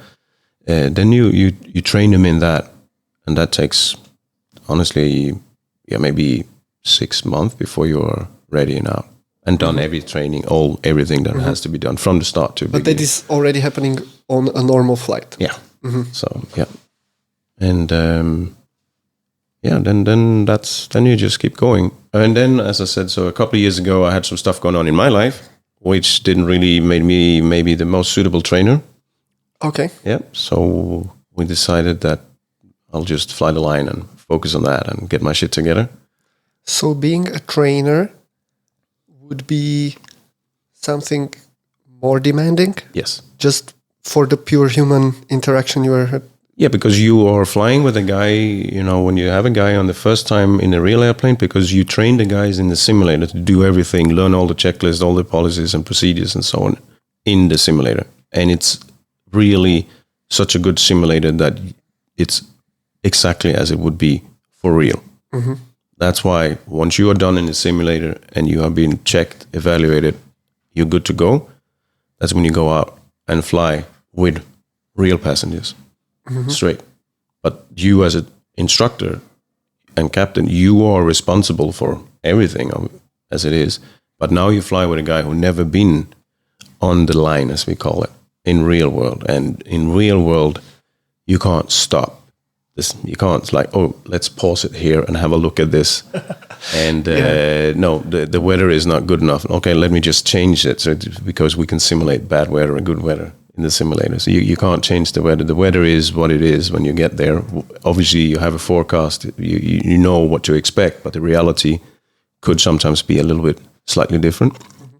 So, and that's when you have to be ready to be, how can I put it, on your own, because the guy might be it's a bit too much, but he's always there, obviously, and so on. But you have the overall responsibility, and things can at times, when you put all that together, it can be a bit, a lot to deal with.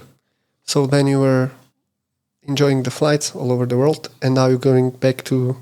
That is my plan. I think I'll do that. So we'll see. How could you right now, if you decide to, become a pilot on, let's say, A380? Another course, another training. Another training you would have to go through. Yeah, because again, they got different procedures. Systems are a bit different. I would say flying is always, if you drive BMW or you Mercedes or Rolls Royce, I don't know, I mean, whatever, it's driving. It's the same. Avionics is the same, right? And aerodynamic is the same. But they're put together a bit different. One manufacturer is French and the other one is American.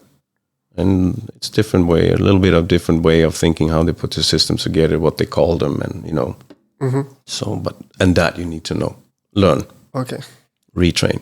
But it's possible. Yeah, theoretically. Yeah. We got a lot of guys, friends that went from the Airbus, because when I came, we had a lot of Airbus airplanes and not so many 777s, and then we get more 777s, and the Airbuses was then phased out. So you get guys who went from the Airbus, trained to be pilots on the Boeing, and then when the 380 came, the same guys went from the Boeing back to the 380. All right. Yeah, but everyone has to go through the same training as new pilots. Yeah, like regardless how experienced they are. Regardless. Maybe a lesser amount is needed to reach the level, but you have to be trained exactly the same way. You might pick it up faster, but you still need to. You still need to be trained. Yeah. When how much of what your training regime looks like when you're flying? Like, how do you train your physical fitness? When I'm on, I see. Like generally, like in your life, yeah. Okay, so if I'm having days off, I go to the gym here in Dubai. If I'm flying down route, as we call it, on layovers, on hotels, they always have a gym, more or less. You know, some hotels are better than others, and you can also just pop in a gym wherever in the city you are, right, and train there. What do you train? What's your training like? What I do is, it's I basically do basic training. If it all depends on what kind of gym you can go to, right? That kind of decide what you'll be able to do. But mainly it's high intensity interval training. So CrossFit type. CrossFit type, yeah. Still CrossFit style. Yeah. And then I download, like a wood workout of the day. You can find that, of course, you made them. So you can Google, you download and say, depending how the gym looks, I'm going to do this or I'm going to do that. So you just kind of make it as it goes. Make it as it goes. Yeah. You don't follow any specific program or like. No. Just having fun. Yeah. Just exercise, and then I have the gym I go now. I get them to send me what is the wood of the day. So if I'm in Miami, then I'll get it, and then I'm okay. I'm gonna go do that. Oh, cool. Yeah. But sometimes, obviously, with the long flights and so on, it's not that easy because you are, time difference. And believe it or not, but 16 hours in the metal tube at 40,000 feet full of farts and body odor, it doesn't really do you that good. I believe that. I got two cabin crew girls here, also talking about a little bit of what they do, how to cope with the jet lags, how to adapt. Do you fly as often as them, or you pilots are on a little bit lesser of the volume, right? Yeah, just for the sake of safety, right? Well, you can say that it's got different limitations. Yeah. So how many flights you might have in a month? We could say, it's easier to say, about 80, 90, 95 hours a month. And that could be, for example, a trip to Miami is 32 hours there and back. Like the other day I was in Kuwait. That is 2 hours there and back, 2.5 in total. But and those, some flights are really easy. I mean, for your, how can I say that? You get tired, right? But some flights are super easy, daytime flight, and you take off in a normal time, office hours as we call them. And then you got the flights that are not that easy because you take off. The other day I was in Islamabad, so they pick you up at 11 in the evening. Mm-hmm. You take off at 1 o'clock, and then you come back home 8 hours or 9 hours later. So it's become a pretty long day, you have no sleep. I mean, you try to sleep before the flight, but if you have a life, and if you're a normal person, it's not that easy to say, okay, I'm going to be picked up at 11, so let me go and I'll go to bed 5 o'clock in the afternoon. How's that going to work if you have a life? Yeah. No, it's not easy. And maybe you came from West, like a long flight from the West, so your time zone a bit out of, a bit jet lag. And then when I need to sleep, but that's when your body wakes up. And that's why I use training as a way of getting myself knackered, and then I will sleep. That's very important. Yeah, that's very interesting. So you would just go to the gym, just to like smash the shit, get tired, to make yourself tired to go to. I think that's how I work. We're all different. I mean, of course. say how everyone. Well, I'm asking you. Exactly. Yeah. That works for me. Mm-hmm. That if my body is physically tired, then I can also sleep. Then I fall asleep. Because if I don't work out, my body is not tired, and my brain is just going. You go to bed, and then just as you're falling asleep, then I wake up again, or someone called doorbell, or you hear something in your apartment, or the beep in the cars, and you wake up, and I need to sleep. I need to get some rest. And you know how it is. Then you can't sleep, right? Yeah. Because you were stressed about not sleeping. And, When you said that you will go to the gym, and do you have to knock yourself out, do you have a specific type of work you would do? Because, for example, I know that if I will go to the gym and I do heavy-ish lifting, like cleans, whatever, sandbag tosses, whether it's barbell, dumbbell, whatever. But once it's above certain weight, and I need to, go all in, kind of in the lift, it will drive my nervous system so high that I would never fall asleep after that. I can't do this workout even 4 or 5 p.m. because I will not be able to fall asleep. So do you also have some kind of like, okay, I do rather this to make myself tired, or do you alternate training based on that? Not so much, because I think that what I normally do, and it depends on where you are, in the world, it kind of more of a high intensity, lightweight stuff. Because also, if I get too tired, then it's I've seen some videos of you doing back squats at 140 kilos for reps. Was that also lightweight? No, that's not lightweight. No, that was not. No, that's not lightweight. But again, normally on down route, you don't. If you don't go to a specific gym, They don't have. Yeah, you don't do that. You don't have this kind of stuff. So no, it's mainly high intensity. That's fine. Yeah. So it's high intensity interval training with some lightweight, and to really get to get myself worn out. Yeah. The whoop tells me when I'm done. Okay. So you follow the level of strain, matching the recovery level you're at. Yeah. Does that work for you? To me, it works. Nice. That's cool. To me, it works. And after a long flight, and you don't have any specific, some of these longer flights, or like the flights to Islamabad, when you basically have no sleep through the night when you're supposed to be sleeping, your recovery level is in the red. Yeah, for sure. Yeah. Just to explain to people who don't know how the Whoop works, it calculates your strain based on what zones your heart rate is at through the day. It's mainly based on the heart rate. So good for endurance athletes for strength, like I'll fucking kill myself in a gym with a strength training and it will tell me I'm at a strain of 5 out of 21. Exactly. You don't get yeah, that. That's different because it doesn't calculate the strength exertion. And then you have the calculation of the recovery, which is based on your HRV, heart rate variability, resting heart rate, amount of sleep, and so on.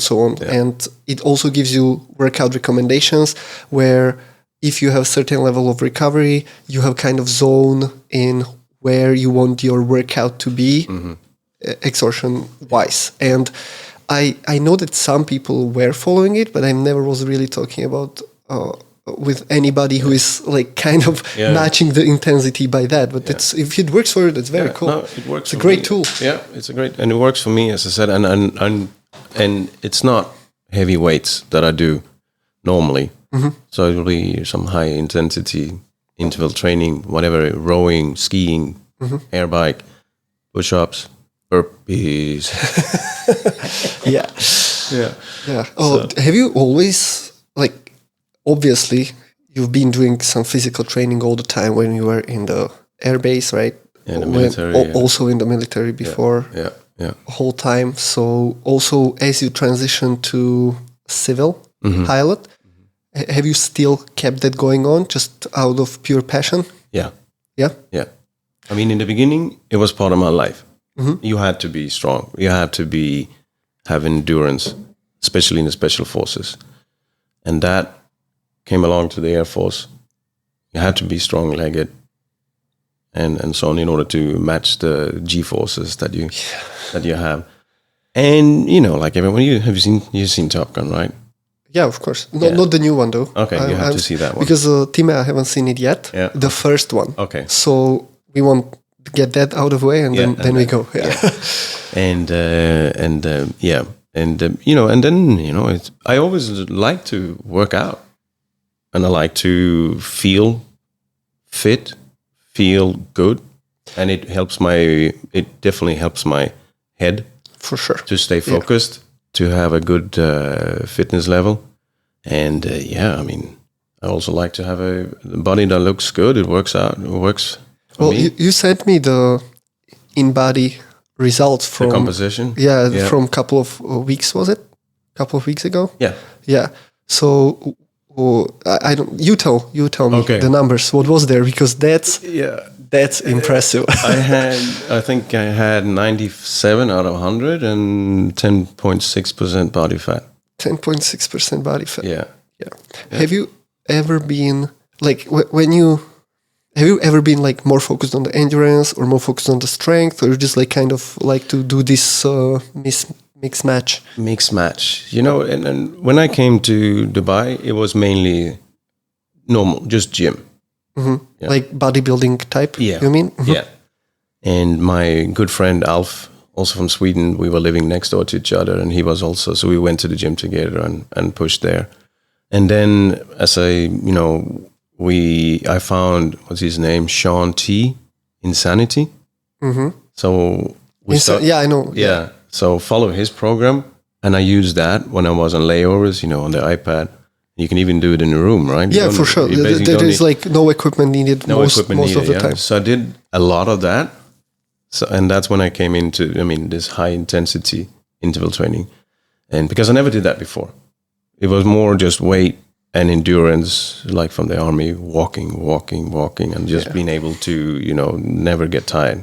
This is also something I've been talking with the military guys. I know that I find it very interesting that, when you say walking, marching, of course you will immediately think that's towards endurance, right? And you don't do it because you want endurance. You do it because you're actually simulating what will happen, right? They deploy you somewhere. You need to cover some distance on your feet, and that's why you do it. Yeah. However, these people tend to be extremely strong as well, just because they carry so much weight. Because it seems like endurance, but it becomes very different when you have 30-35 kilos of a gear on you, right? Like the full backpack. You carry the rifle, you carry the ammo, and we had our rucksacks was somewhere between 40 to sometimes 60 kilos. up to 60 kilos. Yeah, the 60 kilos you didn't run that far with, and we were also with ski in the northern part of Sweden. Oh no shit! Yeah, really? Yeah. So you had that on your on your back and your weapon, and then you were walking on your. Or like the cross country skiing. Yes. You know how biathlon was created. No. Or at least according to my knowledge, I might be wrong about it. Don't care.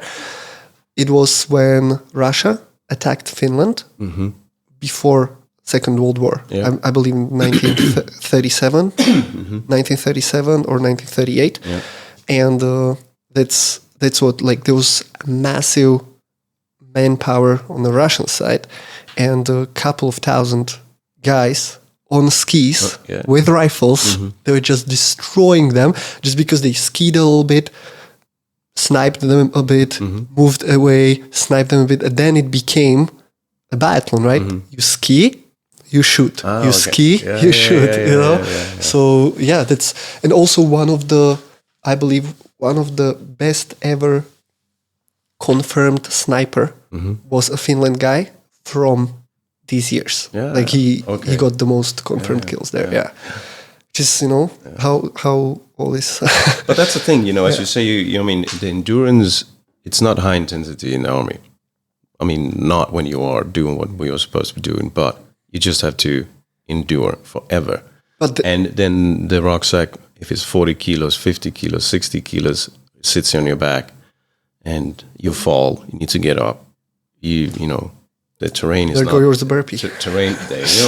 Terrain is not always flat, right? So it goes up and it goes down, and so so I think in the army we never went to the gym. You didn't need that. It was just you didn't have the strength to do it either when you were there was free. no power for that left. So it came automatically by everything that we were carrying and how we were doing and what we were there for. So a lot of people who used to be, or they were obese even as a teens or young adults, and then try to flip their life, and whether it was a disease or bad habits, most of the time they tend to have extremely strong legs just from non-stop carrying, like comparably to people who maybe are on a similar fitness level, meaning cardio-wise, but just for that pure load that it's on you and you need to constantly carry it.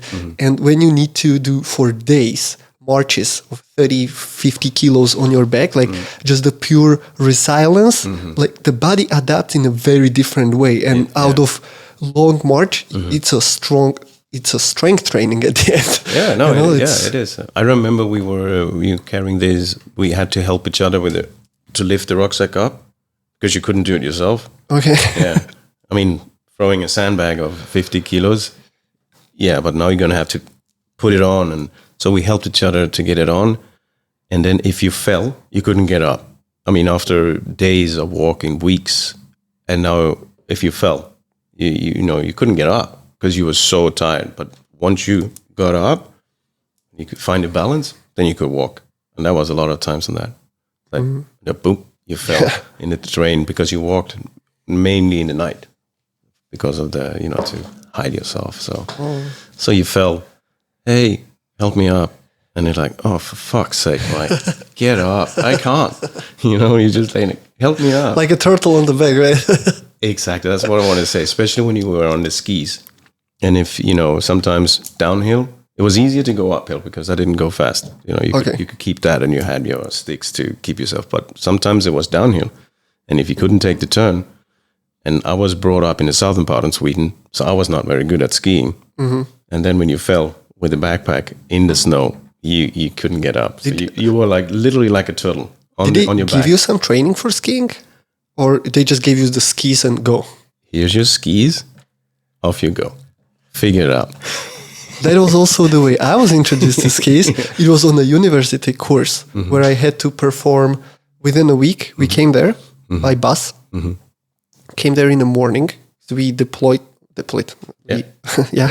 Took off, but it was bus on Sunday night. Came there in a Monday morning. Like, okay, guys, 1 hour and we're going to the slope. I've never been on the skis before. Never. And I came up there, the ski lift puts you up and they're like meeting point here and here. They'll show this little map of the ski center, right? And I was like, what? Like, wait, guys, no, like, I don't know how to do this, So basically first 2 days I was kind of like a tripod, I was on my head and on my feet. All the, like just falling, failing. Well, I can't imagine that I would have to do that. I mean, we were supposed to do particular styles and, like a skill work, but still like being thrown another kilos on your back and figure it out. Yeah. No, that was in the beginning, that was tough for a lot of us because we never been on skis before. But again, figure it out. Otherwise, you're going to be left behind, and you don't want to be left behind. So you better be a quick learner. Well, that's probably something what military is pushing into perfection, right? Yeah. Just being you don't necessarily need to be great at everything, but you're able to learn quickly to a high degree. And I think that is in a lot of the military. Of course, you got specialists and that are really, really good marksmen. Because for example, in our group of 8, we had one guy that was specific, the sniper. Because he was doing the training, the guy that was the best shooter. So it was normal. Okay, so you should be the sniper. So he was given extra training to be a sniper. The guy that was good of, putting things together and blow things up. He was the demolition team. Demolition man.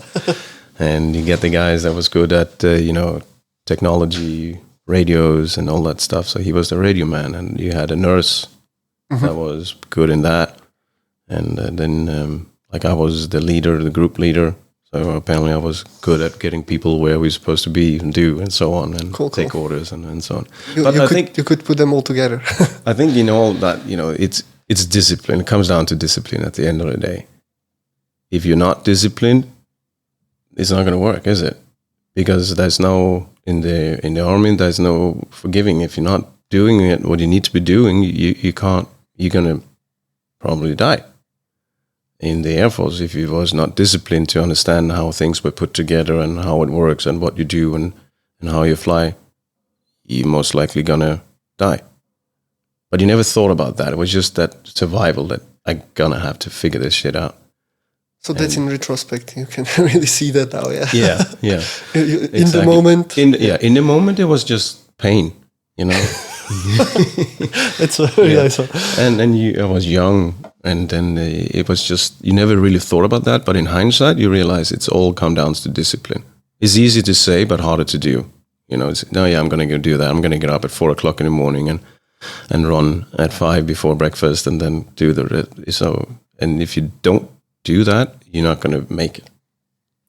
That's do you know who is Jocko Willink? No, I don't or think so. David Goggins?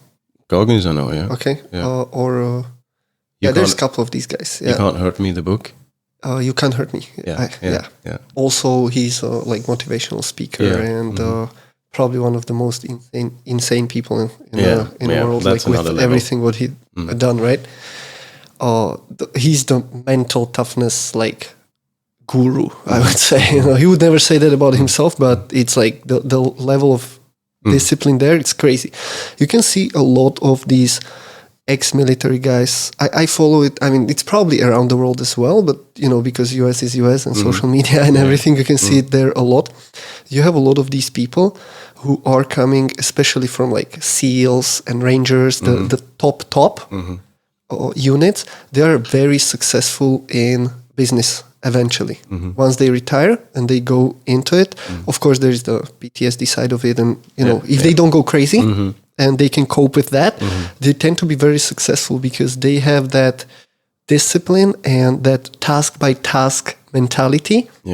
They, as Simon Sinek, it's a motivational speaker as well, and he's more like a leadership a teacher. Okay. Yeah, he's talking about it, that in a business, people are willing to sacrifice people to make profit. And in military mindset, it's exact opposite, right? You never sacrifice people because people are your highest asset, right? Exactly. You rather train them, you lead them, you form them the way you want, but you always push to gain, to push their skills up and to gain from that, not just throwing them under the bus. And that's the big difference in the mentality of these people who are very honest, honorable most of the time. So they're not going to, stab you to the back.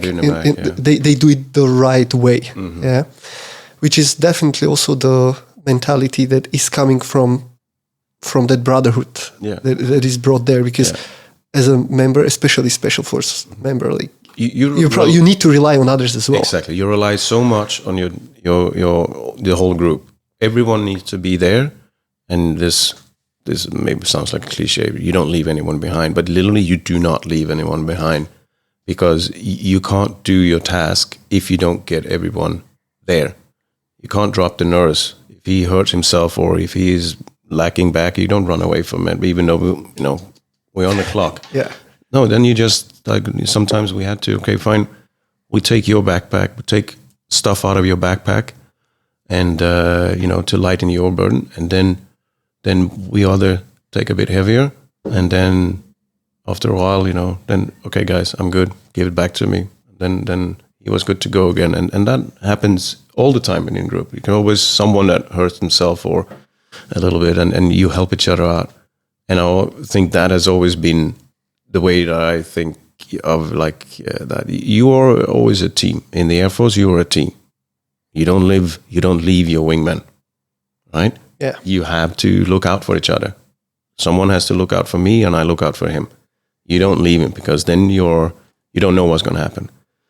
And airline, I have my first officer, I have my cabin crew, the purser, everyone. We need to work together as a team. It's not us versus them and so on, because they rely on me to do my job, and I rely on them to do their job. I can fly an empty airplane, right? Yeah, but at the end, you have a common goal, right? You all want to get there safely. Yeah, we want to get there safely, and we want to make sure that the passengers are getting the service that they expect, and they're all happy, and they come back. Because if they don't come back, well, then eventually there is no business, and then you can fly an empty airplane. Yeah, but then I probably don't even have a job, right? Yeah. So it's all everyone works as a team, and everyone needs to be able to communicate your thoughts and what's going on, so and how to plan for what's coming next. And the more open conversation you have, sometimes it's easy. Sometimes you're going to have to admit that you fucked up. Something is not right. But then if you get to know about it, you can fix it. If you don't get to know about it and try to hide it, eventually it will show its ugly face. And then it might be too late to fix it.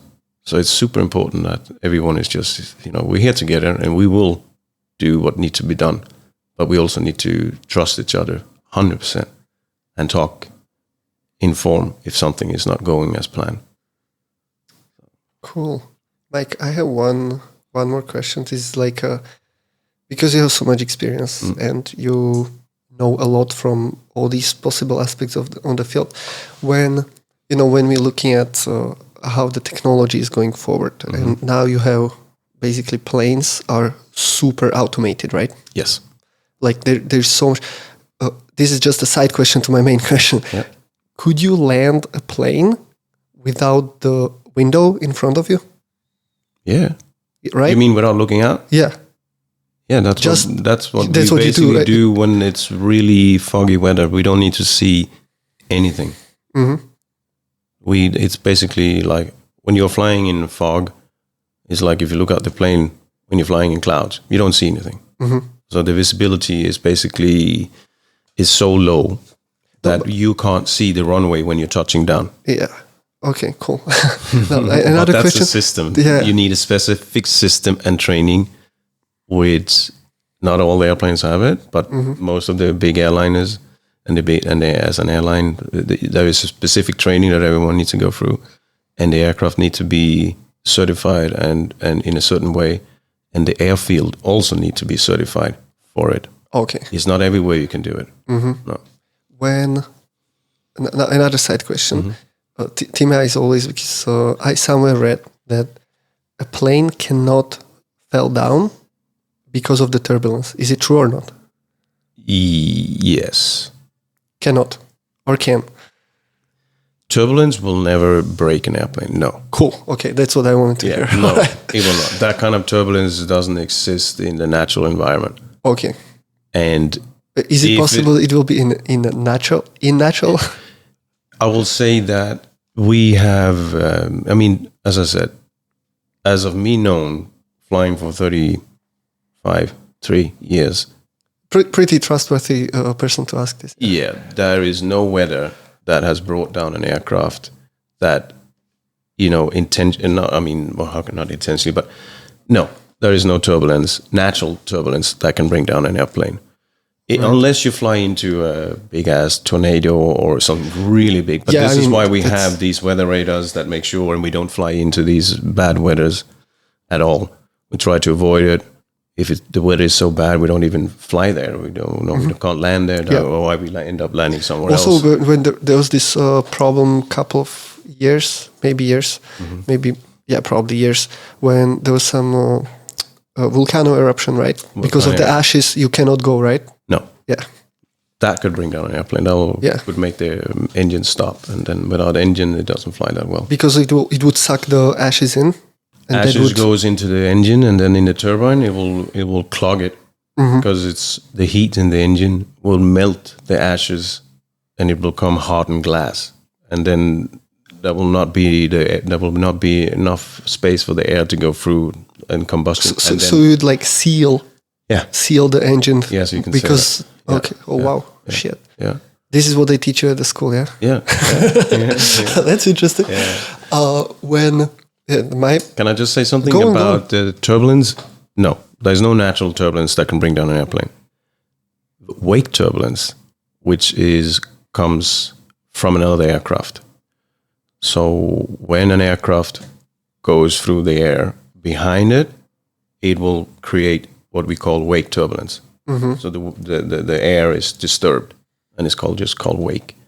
If you look at when a boat goes through water, yes, you see how it goes out on the side. Yeah. Same thing with an airplane, but in the air, and you can't see that. There's no color. You can't see it, and especially there was one airplane, I think here on his way somewhere from here to India. That airplane flew through a wake turbulence from one of the big guys. I think it was one of the 380s. And that little airplane, it kind of flipped upside down and just fell out of the sky. But they recovered it. Oh, shit. But the aircraft was ruined. It could never fly again after they landed. It was so bent and so on. Oh, wow. There was such a strong powers of the air, yeah? It flipped the aircraft on its back and, then before they came out of it. And it was a real disaster. So that's why you avoid wake turbulence as much as you can, and with the way the procedures are, distance, and because the wake, they will disappear, right? But you don't fly too close to another big aircraft because that will upset the aircraft. This is also related a little bit when you're parachuting down. You cannot have anybody going under you, right? Because they will take the air that is uplifting you. Yeah. It's the same for the airplanes. Yeah, we can say yeah. So you cannot fly under other airplane too close, yeah? You can, but not. Depends on the winds and so on. Okay. But it's there. You just, unnecessarily technical for this purpose. Okay. You avoid it. You try to avoid it. Yeah, okay. You try to avoid it.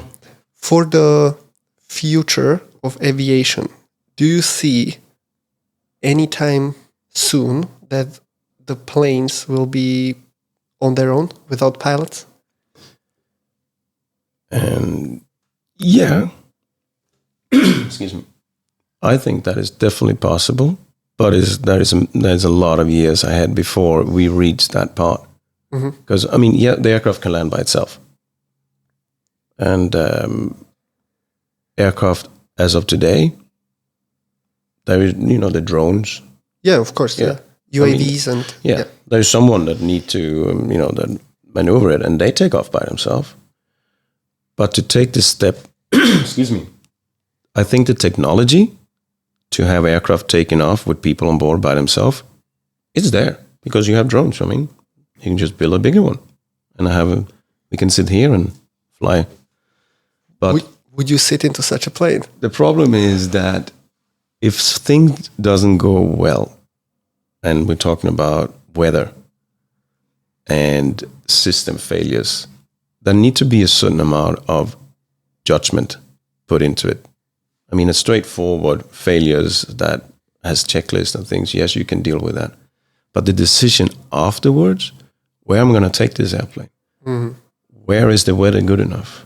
And if you don't, you know, we have the systems today, you get, you know, you ask for weather through our computer and it print out, this is the weather and so on. And based on that, we can go there and so on and so on.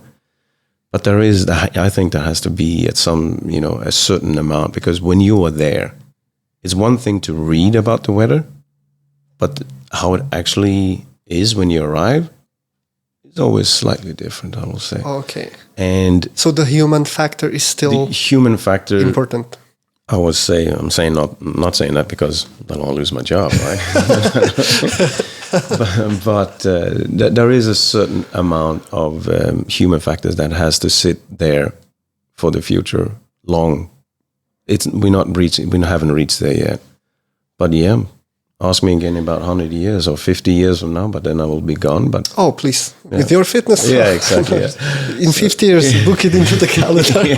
We'll be talking here. Yeah, exactly. Yeah, no. But I think that